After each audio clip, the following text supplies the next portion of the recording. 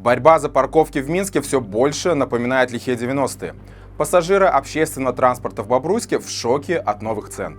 На белоруса жестко напали в Подмосковье, а прохожие даже не попытались ему помочь. Узнайте все подробности прямо сейчас. Подписывайтесь, ставьте лайки и делитесь мнением в комментариях, если это для вас безопасно. А мы начинаем. Весна началась для жителей Бобруйска с неприятного сюрприза. Как сообщили местные издания, с 1 марта взлетела цена за проезд в маршрутном такси. Билет, который раньше стоил 1,5 рубля, подорожал сразу на 30 копеек. Таким образом, тарифы выросли на 20%. Причем повышение стало неожиданностью не только для пассажиров, но и для водителей, которые узнали об изменениях буквально накануне.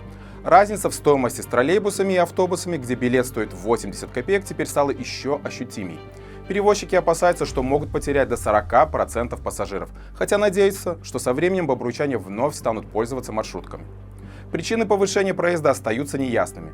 Топливо уже не дорожает 8 месяцев, а доллар даже немного упал. Пассажиры возмущены, ведь расходы на проезд значительно выросли. Некоторые из них даже всерьез стали задумываться о покупке автомобиля.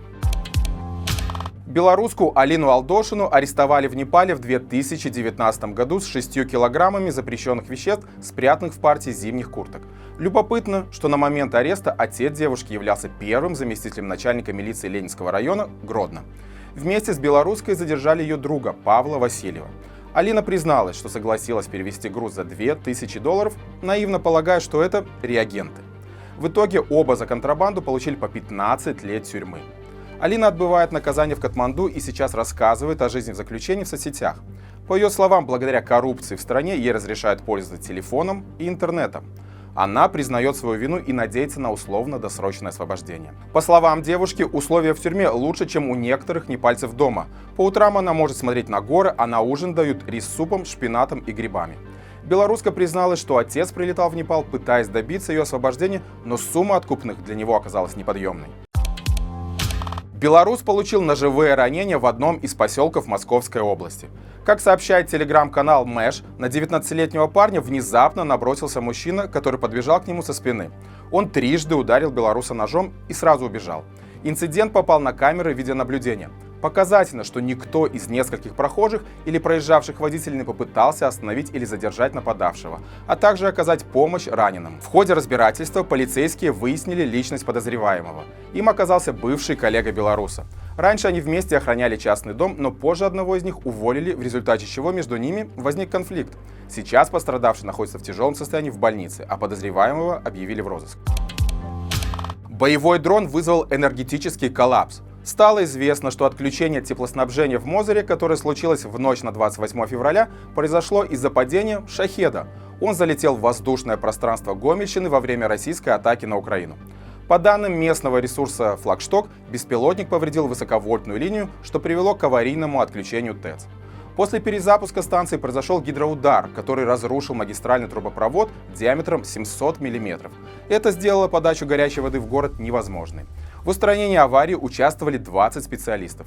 Ремонтные работы контролировали Минэнерго и чиновники. К утру теплоснабжение удалось восстановить. Этот инцидент стал первым подтвержденным случаем, когда боевой беспилотник повредил энергосистему Беларуси. Власти о причинах аварии ничего не сообщили. Напомним, в ту же ночь еще один шахед упал в Гомельском районе. Во дворе многоквартирного дома неизвестный водитель угрожает жителям.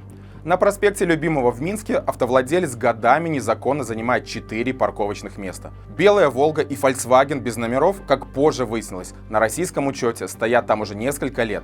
Водитель приезжает на серой легковушке и паркуется, блокируя машины. Если кто-то ставит транспортное средство на его место, он либо вызывает ГАИ, заявляя, что его авто перекрыли, либо спускает шины. А недавно под стеклом Volkswagen появилось предупреждение с угрожающим текстом: «Подпирая эту машину, задумайся о последствиях для здоровья».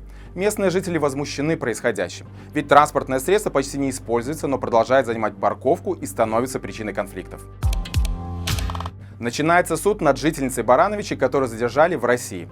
По данным правозащитников, 26-летнюю Ирину Позднякевич в 2020 году арестовывали за участие в протестах против фальсификации выборов. Девушка уехала жить в Россию, однако там у нее минувшей осенью истек срок легализации. Примерно в это же время ее фамилия появилась в объединенной базе розыска, но белоруска по-прежнему оставалась жить в Москве. В итоге ее нашли, оштрафовали, а затем депортировали на родину. Сейчас Ирина находится в Минском СИЗО, ее обвиняют в грубом нарушении общественного порядка, за что ей грозит до 3 лет колонии. Известно, что у нее есть несовершеннолетний ребенок. Жители Минска и регионов Беларуси отметили Масленицу, но праздник оказался далеко не самым беззаботным. Издание «Солидарность» отметило, что этот день запомнился очередями за блинами, охраной с автоматами и атмосферой напряжения. Утром у православных храмов толпы людей просили прощения и кормили голубей, а рядом с ними стояли те, кому приходилось просить милостыню. В центре столицы на проспекте Победителей традиционно продавали блины по 10-20 рублей за штуку, в зависимости от начинки: джем, сыр, ветчина или икра.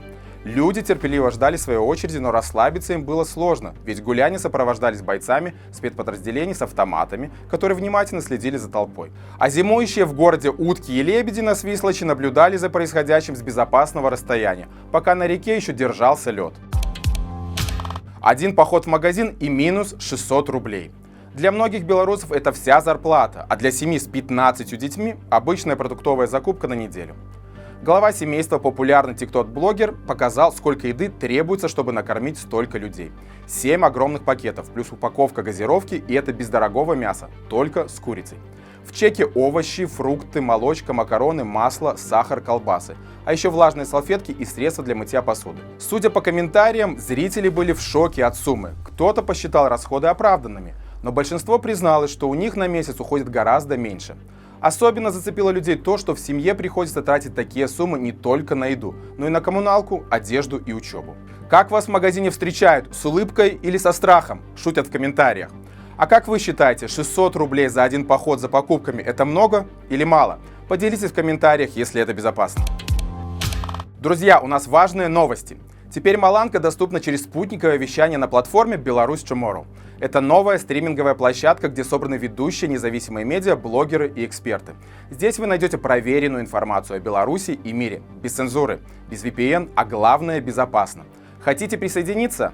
Просто настройте спутниковую тарелку. Как это сделать? Смотрите инструкцию в описании к этому видео.